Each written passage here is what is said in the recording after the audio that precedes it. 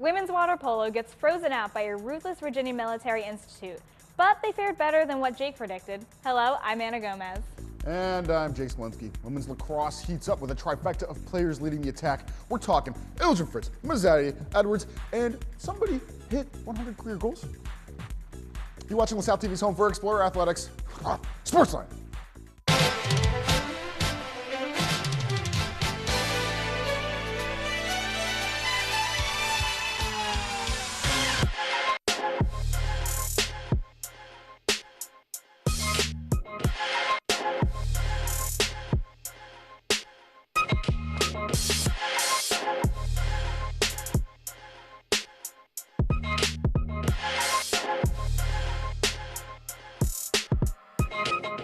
Happy Hour, SportsLine abridged, SportsLine mini show. The snow continues to cause trouble for us as spring sports, as many events have just been canceled, and the show is struggling just with an aforementioned lack of content. You know what? We're gonna keep going. This is Happy Hour, but later we'll make an attempt to make some content when Jake Smolinski does his picks of the week. I'm excited for this. Jake, are you excited for this? I'm very hyped. But first, let's take a look at our SportsLine top three. Take it. SportsLine top three, SportsLine top three. Well, number one, PJ Yacierno makes his grand return to the podium with an individual title at the Cape Fear Invitational. The senior kicked into high gear, setting a program record of 18 birdies over a 54-hole course. This is the third individual title of his career, and starting off the spring season by leading against 16 teams is a pretty spectacular start to his semester. Congrats, PJ. We are certainly very proud. And then number two, LaSalle Athletics' second Walk for the Women fundraiser is set for April to promote and raise funds for LaSalle's women's athletics programs and to, recognize the greatness that is LaSalle women's athletics. And while we here at SportsLine are forever enthusiastic about our women's teams, the squads as a whole do not receive the same support that their counterparts do.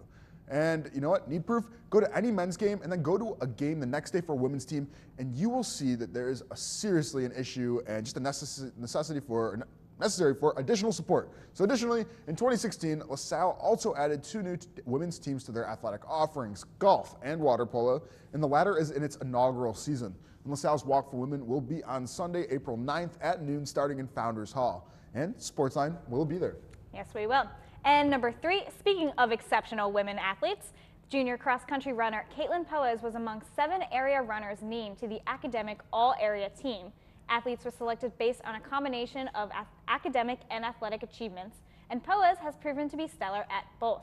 She most recently took third place in the 5,000 meter at the A10 Indoor Championships back in February. The junior standout also finished second in the A10 cross-country championships. In October, in addition, Poes boasts a 3.7 GPA and is pursuing a degree in nursing. Obviously, I think she can read better than me. Good one. And now who's ready for some recaps? I sure am. All right. All right, women's lacrosse reversed their negative feng shui over the past week with 2 consecutive wins against Central Connecticut State University and Iona College. And rearranging their furniture served them well as they first breezed by CCSU. And then the first half started out a little bit rocky with the Explorers holding the lead by 1 at the half. But thank goodness for Ilja Fritz, who came out in the second, netting 2 back-to-back goals, immediately demoralizing the entire Blue Devil squad. And then freshman Hannah Wirtz iced the cake with her first career goal, putting LaSalle up by 4. At the end of the day, goalies Lynn Frankel and Lucy Lelland made 5 saves apiece and split up their time in net for a well-balanced 12-7 win for LaSalle. Next for the women was Iona College on Sunday, March 19th. This one was a nail-biter. Despite a first half that went back and forth until both teams reached 5, the Gales went on a harsh 3-goal streak in the second half to take the lead. However, the Explorers took a deep breath and realized that they are in fact winners. Brittany Edwards scored 3, Massetti scored 1, and Ilja Fritz capped the win with her 101st goal. That is right, Ilja Fritz hit the good old Ben Franklin $100 bill. Then she ensured her legacy by snagging one more at 101. Hopefully, she continues to score past this 10-9 win as the Explorers move into conference play very, very, very, very soon. And after a weekend of canceled games, baseball returned to action at Delaware State. The Explorers jumped out to an early 2-run lead, but were halted by the Hornets, who scored 3 runs to go ahead in the bottom of the 5th. The Hornets would add a reassurance run in the bottom of the 8th to put the game out of reach. The Explorers were defeated by Delaware State by a score of 4-2. And the LaSalle men's golf team got their spring season started off at the Cape Fear Intercollegiate on Sunday, March 19th and Monday, March 20th. The big story coming out of the tournament was redshirt senior PJ Asiano setting a new program record of 18 birdies over a 54-hole event. Asiano claimed his third individual title of his career at the Cape Fear National Collegiate. Asiano shot an even par 72 on Monday, the last day of the Intercollegiate, as the the Explorers shot a 304 to tie the 8th place in the 16-team field. Next up for the golf team is the Towson Invitational on March 25th and 26th. And moving on to women's water polo, the team took on a tough loss in the pool this past Saturday to the VMI Keydets. The team suffered a steep 22-5 defeat to the Keydets, who are considered one of the strongest teams in the conference. The goal scoring for the Explorers was led by sophomore Paige Neary, who contributed 3 goals to the scoreboard, while freshmen Caitlin Kubo and Raquel Jimenez both added 1 goal each. This recent loss puts the rookie women's water polo team record at 1-5 for the season. And then the men's and women's rowing teams, they were on the Schuylkill this weekend, no idea why. The men faced only Drexel after the Villanova Scaredy Cats dropped out. And to start the event, the men's varsity 4 team dodged some icebergs and took the victory over both Drexel teams. Kieran Hughes and Jake Fabo led the Explorers to an 11-second victory over the Drexel A team.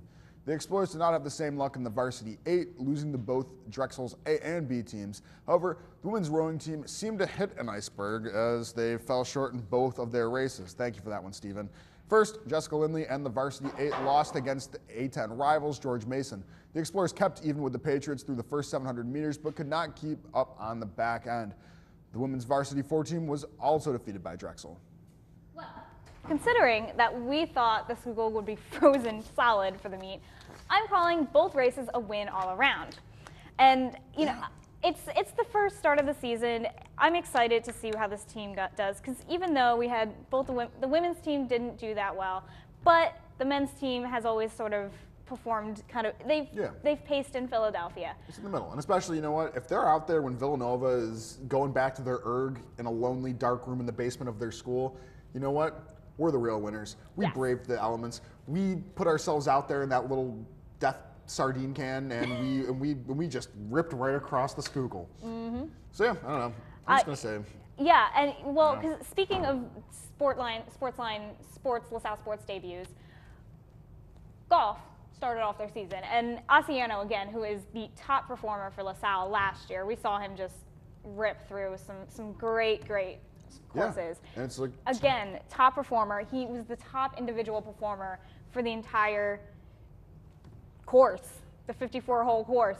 That's massive. He was tied it was 3 people who were all at that same exact level, but at the same time, we have not gotten many opportunities to see a golfer from LaSalle be out down where it's a little bit warmer and putting up some serious numbers that gets LaSalle some respect. And to be honest, us hitting 8th out of 16 teams is pretty outstanding, and also gets me pretty excited. So yeah, that about wraps us up for the recaps and everything. But when we come back, I'm going to do some picks of the week.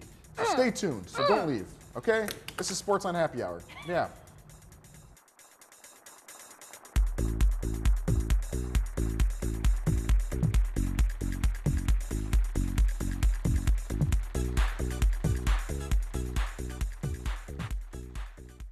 We love LaSalle TV. I love that new show, Flip. I gotta keep up, so news you can use has to be my favorite.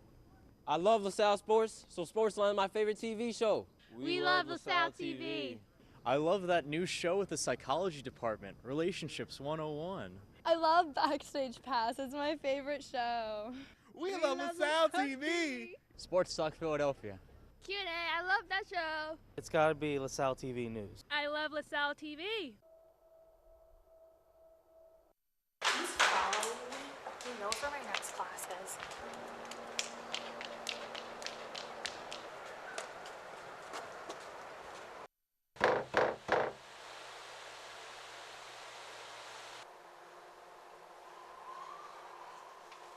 %31% of female victims stalked by an intimate partner were sexually assaulted by that partner. For more help, visit www.victimsofcrime.org.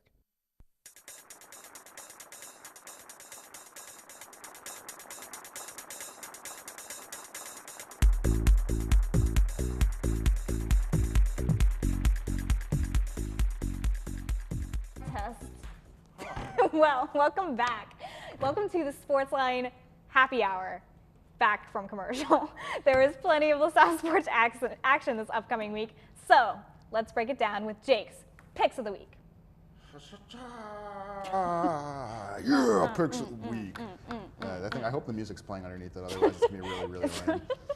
All right, we're talking pick number 1, women's lacrosse versus High Point on Friday, March 24th. Well, this is going to be a weird one, and considering that both LaSalle and High Point both have 4-3 records, this may open up a rift in time and space that swallows the field. But on the bright side, oh snap, we pretty much outranked these schmucks. And excuse me, Miss High Point, do you have somebody that scored over 100 goals? Maybe. I forgot to check. Irrelevant. All I'm saying is that Allie Eldrimans will hurdle your defense in one ultra jump and throw herself into the net for the totally normal bonus 40 goals so she can reach her quota of 200 career goals. Is that how lacrosse works? Probably not. Yes, maybe. Who knows? Pick number 2, sports. Softball versus George Mason on Saturday, and March 25th, the first A10 match of the season. More like the first A10 match of the season, because pitcher Mackenzie Peace is going to throw an underhand fastball that's going to blow out your eardrums, kid. That's right. And you got Mackenzie Obert and Tina Basquero welding bats like Viking warriors. It's like a Thunderdome out there, except with softballs and no Tina Turner. George Mason is struggling a little bit right now, and I'm not going to pick on them. But if we lose, I'm going to feel like I found an opportunity to break the back of a borderline underdog team who just wants some love. But George Mason, I have no love for you. But at the same time, I will not disgrace your name. And then pick number 3. Men's golf at the Towson Invitational on Saturday, March 25th. This one is kind of like a movie trailer. Will PJ Asierno overcome his personal demons and consistency issues to wrap up his senior season on top? Or will the Illuminati that he sold his soul to for success finally catch up with him? We don't know, but as a part of a 12-part telenovela series, we're going to find out. Starring PJ Asierno as Swanger McShelpert, starring co-star Evan Rachachata Geyser, and guest starring Coach Brad Sugar Kane in the television event of the century. That's right. Buy your popcorn in bulk because these guys are heading to Maryland, the most exotic destination on the East Coast. I don't know about you, but I'm swinging over the hills on this one. That is Picks of the Week. Please stop me, Tanya. I think we had a little too much fun at happy hour. You know what? I think women's lacrosse is going to be a hoot. Oh, no, I can't believe you threw that in there. But, okay, kind of just switching things up now. Big news, though, is the fact that B.J. Johnson has put himself up eligible for the NBA draft, however, without a manager, which is kind of a big deal. Yeah, so men's basketball player B.J. Johnson is probably the most visible offensive player we have on the team right now. He's in a league of his own as far as just like looking like a basketball player. Like he had those dunks all season, and they were just really, really massive plays. But he did have the injury, so it did kind of put him aside a little bit. But because he has set himself up he doesn't have an agent, he's in a position to be able to sign for the NBA draft if the second round comes around and someone wants him. Yep. But the thing is, if he does have a manager and he does go for the NBA draft, he can't just come back to school. No. So you know what? He's just keeping some options open. Not exactly sure if anything's going to actually even come of it, because honestly, he was redshirting. He's a transfer. He only played 1 season before coming back in. You know what? I think of this as just keeping his options open, and you never know. Maybe some team out there, maybe the Utah Jazz, who knows, is going to see him and be like, I see a special player in you, B.J. Johnson. Yeah. The third, obviously. Yes, yeah, B.J. Johnson, the third. So yeah, I'm just excited to see what he kind of does, but who knows? If he even doesn't, this is a great platform for him. He's a junior, so he's still got some time to I mean, LaSalle was a great platform for him coming in because, I mean, we needed some big players. We needed some players that were going to be able to work with this team. And I think in some moments, Johnson was a really, really great team player. I mean, he's not gone. Like, no. We still have him. I'm eulogizing this. Well, hopefully B.J. Johnson comes back and then we have another, like, I don't know, maybe great year or something along those lines that was a bit brighter than this. We'll find out. Yep. Jasmine Alston still has another year for women's basketball, so I'm excited for that. And that just about wraps it up for us this week. If you can't make it out to see Jake's Picks of the Week, be sure to tune in next week for our coverage and keep up with this weekend's other sporting events by visiting gosports.com or check out this edition of the Collegian. Also check us out on Facebook at facebook.com/LaSalleTV. We welcome you to send us your thoughts and suggestions there. For our diminishing careers in broadcasting, I'm Anna Gomez. And I'm Jake Smolinski. Thanks for joining, and we'll see you at the game.